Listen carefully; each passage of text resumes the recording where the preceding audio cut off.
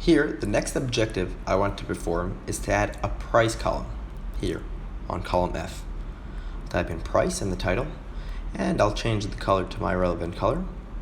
What I want to do in essence is here, using the product ID for each product in the returns table, and using the worksheet products, I want to use the unique product ID and to match the price so as to put it in my new price column. The way I do this is using a well-known and useful function called Vlookup. Here is an example table which I will be using. It shows various football players, their names, the country which they originated from, their date of birth, their year of birth, and their corresponding jersey numbers. Now, the Vlookup function has a very similar function called XLOOKUP. They perform almost the same task with slight differences.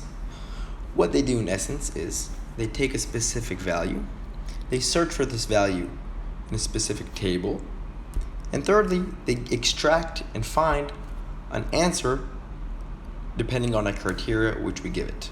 Let's dive a little deeper. For Vlookup, the first value which we need to give it is the unique ID, or the value which we are searching for. Usually this will be somebody's ID or something along those lines. The second value is we have to give it a table array, the whole table where also my value we're searching for is and what we are trying to extract.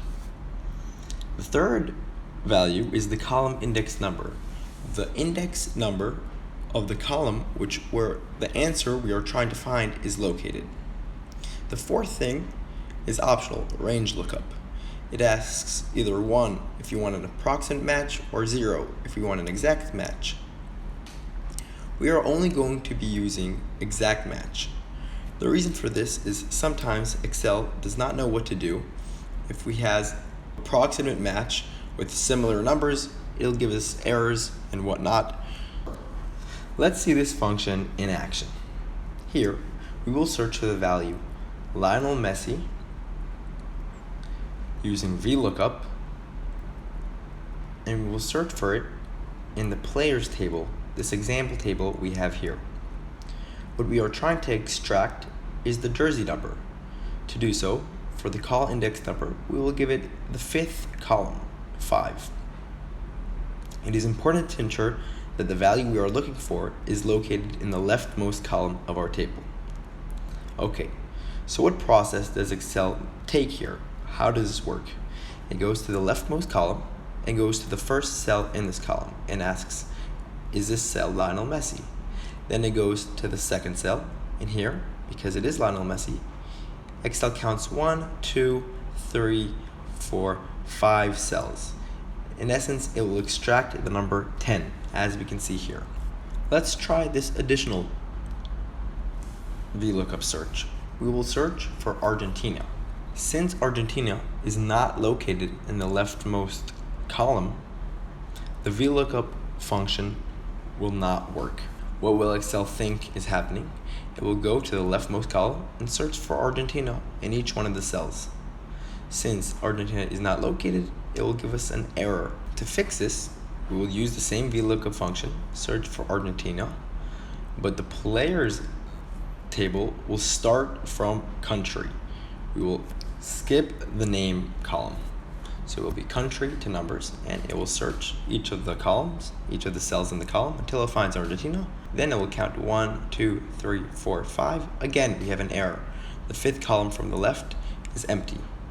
To compensate for this, we will change the column index number to 4, and here we will have a working function.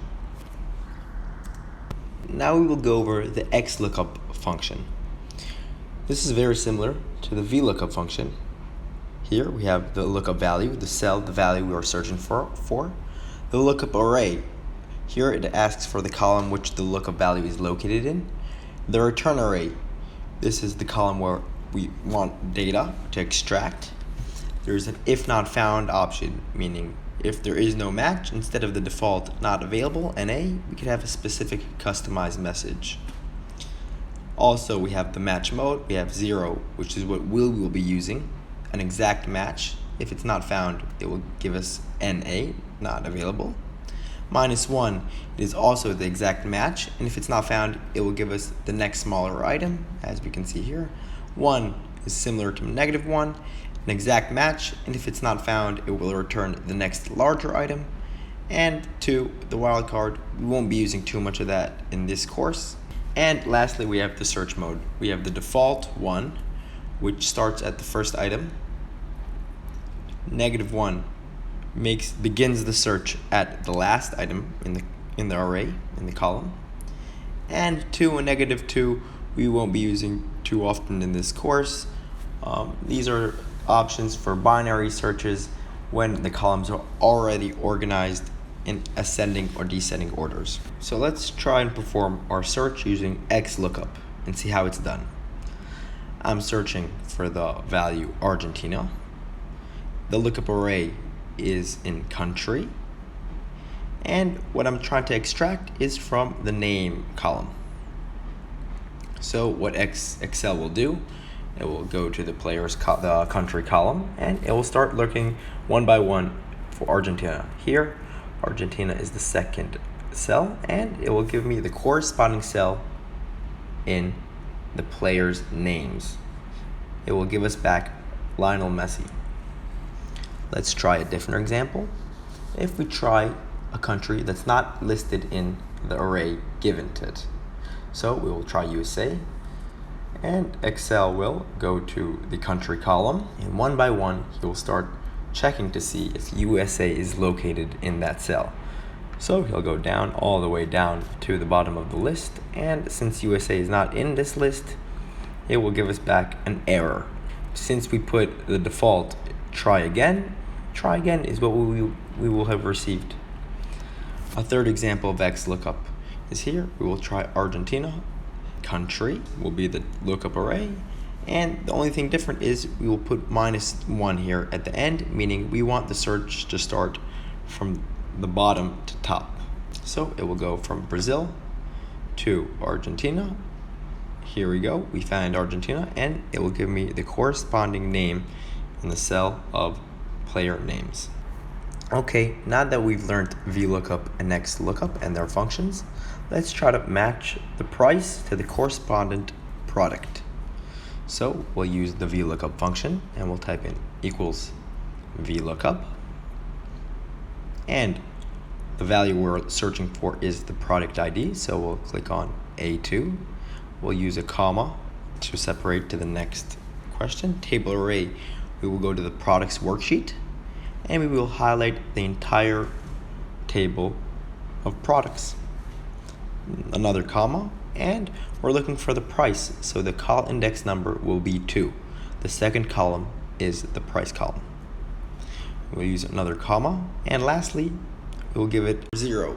We want not approximate match, we want an exact match. We will click enter. Now, just as you see, the price for each product is listed in our new table.